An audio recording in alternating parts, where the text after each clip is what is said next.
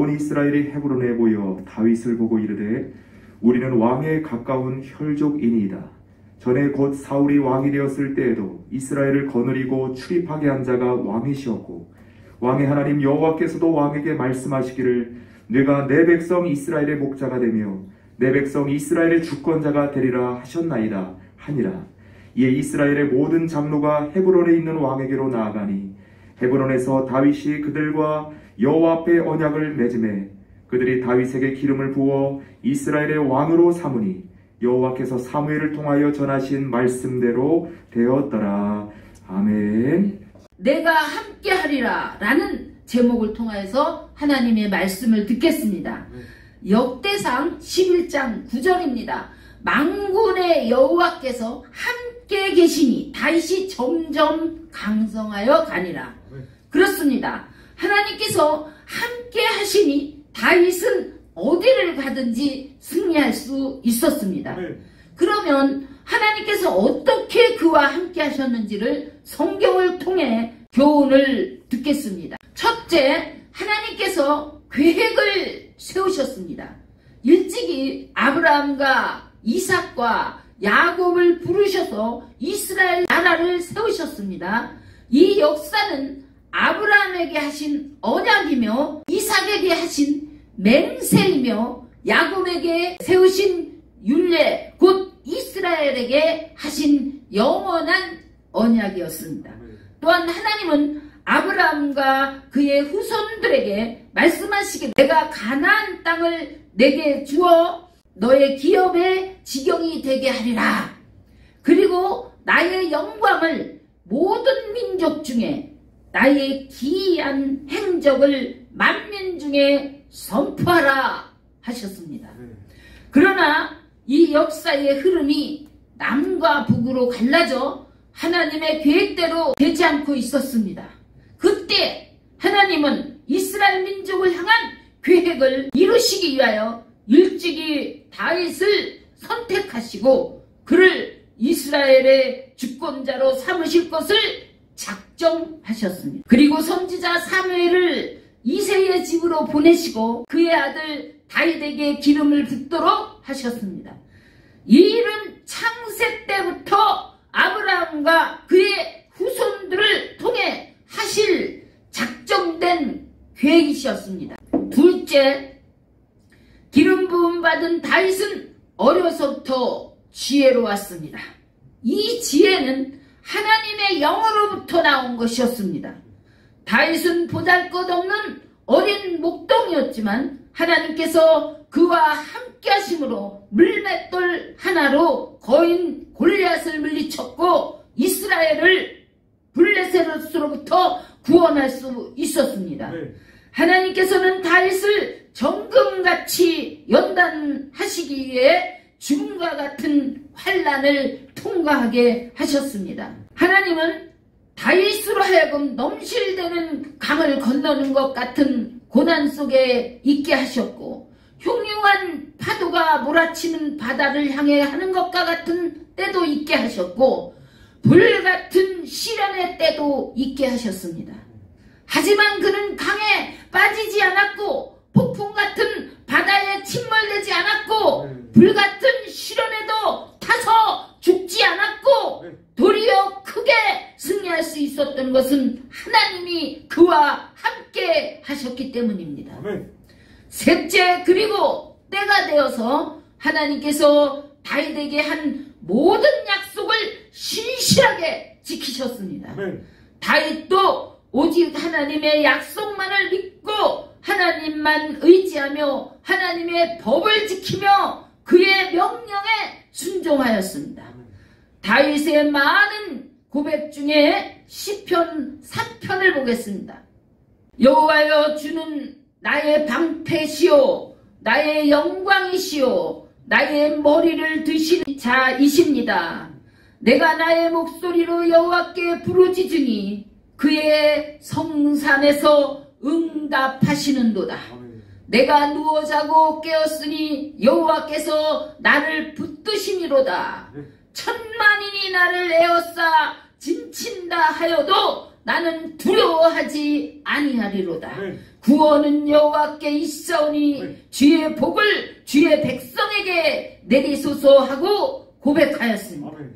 또 시편 23편에서는 여호와는 나의 목자이시니 내가 부족함이 없고 사망의 음침한 골짜기를 지날 때에도 주의 지팡이와 막대기로 나를 안위하여 주시며 원수의 목전에서 내게 상을 차려주시고 기름을 내 머리에 부으셨으니 내 잔이 넘치나이다. 내 평생의 선하심과 인자심이 반드시 나를 따르리니 내가 여호와의 집에 영원히 살리로다.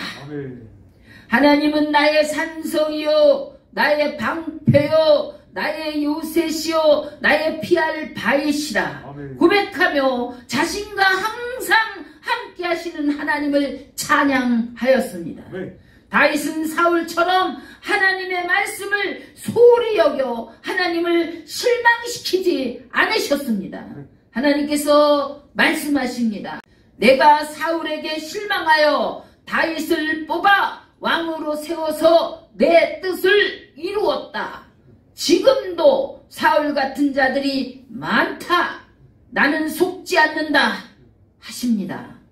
역대상 14장 1절 2절을 보면 예루살렘에서 다윗이 통치하던 때에 두로왕 히람이 찾아왔습니다.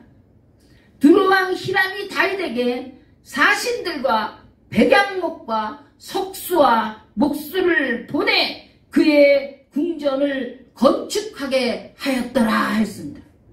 다윗이 여호와께서 자기를 이스라엘의 왕으로 삼으신 줄을 깨달았으니 이는 그의 백성 이스라엘을 위하여 그의 나라가 높이 들림을 받았음을 알미였더라. 다윗은 하나님께서 자신을 택하여 왕으로 세우신 목적을 알았습니다. 그것은 자신을 통해 하나님의 나라와 백성을 위하고 그의 나라가 높이 들림을 받게 되는 것이었습니다. 넷째, 하나님께서 다윗과 함께 하셨고 그에게 계획하신 것을 다 성취하셨습니다. 다윗이 왕이 되자 이스라엘을 괴롭혀왔던 블레셋 사람들이 다시 쳐들어왔습니다. 그러한 위기 앞에 다윗은 여호와 하나님께 나아가 여쭙고 하나님께서 명령하시는 대로 순종하였습니다. 우리는 여기서 중요한 교훈을 얻을 수 있습니다. 다윗은 언제나 하나님께서 승리를 주신다는 약속을 믿고 끝까지 순종하였습니다. 그러나 그보다 앞서 왕으로 세운 사울은 자신의 생각대로 하나님의 말씀이 아닌 사람의 말에 귀를 기울였고 하나님이 허락하시지 않는 전리품을 취하였습니다. 또한 사울은 사무엘 선지자가 와서 하나님께 드려야 할 제사를 월권하여 자신이 드렸습니다. 이러한 사울과는 너무나 다르게 다윗은 하나님의 중심과 말씀 중심으로 하나님과 의약되어 순종보다 더한 복종을 하였습니다.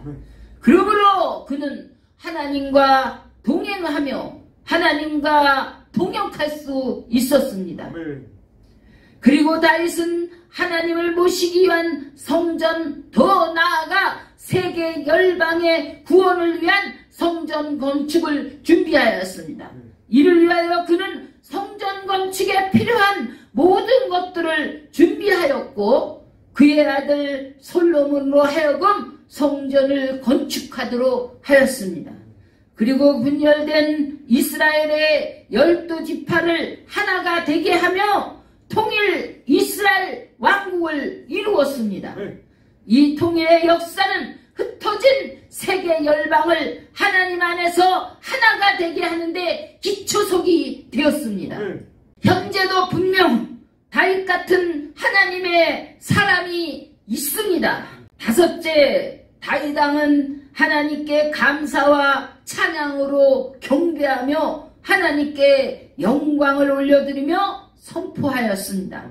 이 모든 역사를 하나님께서 함께 하심으로 부르심의 삶을 살아드릴 수 있음에 감사하셨습니다. 하나님은 다윗에게 하나님의 뜻을 행한 후에 복을 주셨습니다.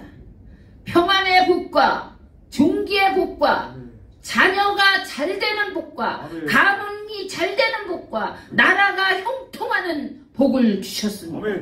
그 무엇보다도 그의 왕위와 영원한 은총의 복이 자손 대대로 이루어지게 하심으로 인류의 구원자 만왕의 왕인 예수를 그의 가문을 통해 육신으로 올 수 있게 하였습니다.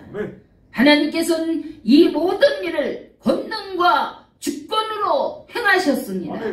더 나아가 하나님께서는 세상 끝날까지 세계 모든 백성을 구원하여 영원한 하나님의 나라를 세우시는 일을 이어가고 계십니다.